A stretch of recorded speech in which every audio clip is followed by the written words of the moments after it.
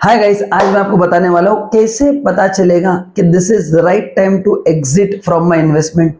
What are those indicators जहां पे आपने म्यूचुअल फंड में से एग्जिट लेना जरूरी है। तो आज कुछ पैरामीटर्स की बात करूंगा एंड डेफिनेटली बताता हूँ ये वीडियो आपके बहुत फायदे का होगा। वीडियो एंड तक जरूर देखना एंड अगर आप मेरे चैनल पे फर्स्ट टाइम आए तो चैनल को लाइक भी करना है एंड सब्सक्राइब भी करना है। चलिए, तो पहला पॉइंट है वो है चेंज इन टैक्स पॉलिसी। जैसे पहले क्या होता था, डेट इक्विटी 50-50 था, मतलब आपका पैसा इक्विटी में 50% जाएगा, डेट में 50% जाएगा। अभी गवर्नमेंट ने पॉलिसी चेंज करके 65-35 कर दिया। सो नाउ अभी जो आपका इक्विटी ओरिएंटेड म्यूचुअल फंड है जिसको बोलते हैं ELSS, जिसमें टैक्स बेनिफिट मिलता है 1.5 लाख तक, यस वही बात कर रहा हूं। अभी 65-35 कर दिया। अब इससे हुआ क्या, मैं कॉन्जर्वेटिव इन्वेस्टमेंट वाला हूं, मेरे को ज्यादा रिस्क लेना पसंद नहीं है।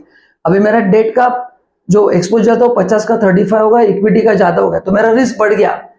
तो now this is the one indicator you can exit from your mutual fund. तो अगर आपको लगता है कि रिस्क ज्यादा बढ़ गया है due to change in tax policy, मैंने आपको एग्जांपल दिया है कि अभी जो 65-35 है, गवर्नमेंट कल जाकर टैक्स पॉलिसी बदल देगा, बोलेगा अभी 80-20 करो, तो फिर अपना रिस्क और बढ़ जाएगा। तो the moment exposure increases in your portfolio और in your scheme, then this is the first indicator when you should leave that fund और अपने उसमें बेचना चाहिए। सेकंड जो पैरामीटर है वो है चेंज इन फंड स्टाइल।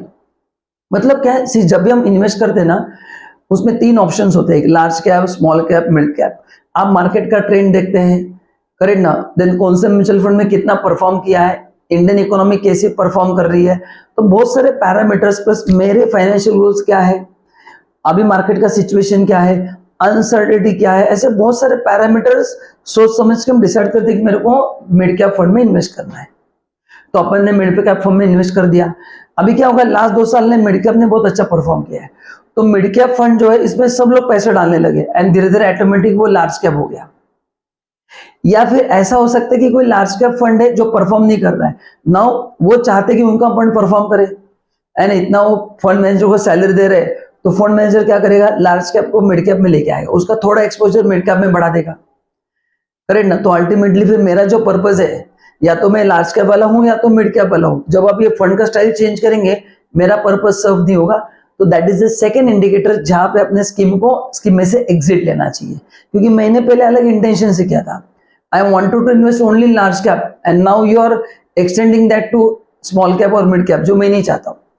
तीसरा रीजन है चेंज इन फंड मैनेजर, सबसे इंपॉर्टेंट है गाइस, क्योंकि जब भी हम स्कीम चुनते हैं सबसे इंपॉर्टेंट है फंड मैनेजर। उसके 4 फैक्टर्स बहुत इंपॉर्टेंट है। एक होता है उसका नॉलेज, दूसरा उसका एक्सपर्टीज कि वो कैसे फंड इन्वेस्ट करेगा, तीसरा उसका एक्सपीरियंस एंड चौथा परफॉर्मेंस। ये 4 पैरामीटर पे अपन फंड मैनेजर सिलेक्ट करते हैं। तो अगर फंड मैनेजर ही चेंज होगा तो नया जो बंदा आएगा, वी डोंट नो कि वो कैसे फंड मैनेज करेगा, वो सही से करेगा या नहीं करेगा, है ना। तो ये भी देखना पड़ता है। तो the moment there is a change in fund manager, it's a signal कि आपने उस फंड से एग्जिट लेना चाहिए। But again you can have wait and watch period of 1 year. अब देखो कि बंदा परफॉर्म कैसे कर रहा है, ऐसा भी हो सकता है कि वो और बेटर करेगा या और खराब करेगा। तो मैं ऐसे नहीं बोल रहा हूँ कि इमीडिएटली अपने एग्जिट करना चाहिए, बट एक इंडिकेटर से ये सिग्नल मिलने के बाद आपको आपका एनालिसिस स्टार्ट करना चाहिए कि अभी क्या करना है। देन नेक्स्ट है चेंज इन फंड साइज। जो मैंने कहा था कि पहले मिड कैप में अपन ने इन्वेस्ट किया था, उसमें सब लोग ने इन्वेस्ट करना स्टार्ट कर दिया क्योंकि बहुत अच्छा रिटर्न्स मिले, तो मिड कैप क्या बन गया, लार्ज कैप बन गया। ये लार्ज कैप का एक्सपोजर मिड कैप में हो गया। तो क्या होता है, जब मिड कैप लार्ज कैप बन जाता है तो उसको मैनेज करना फंड मैनेजर के लिए डिफिकल्ट हो जाता है ना। कि पहले 15,000 करोड़ थे, अभी 25,000 50,000 करोड़ हो गए, तो ये मैनेज करना मुश्किल हो जाता है।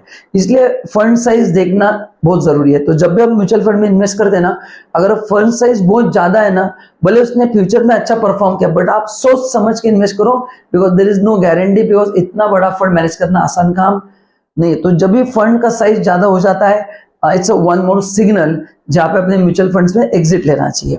देन ये हो गए 4।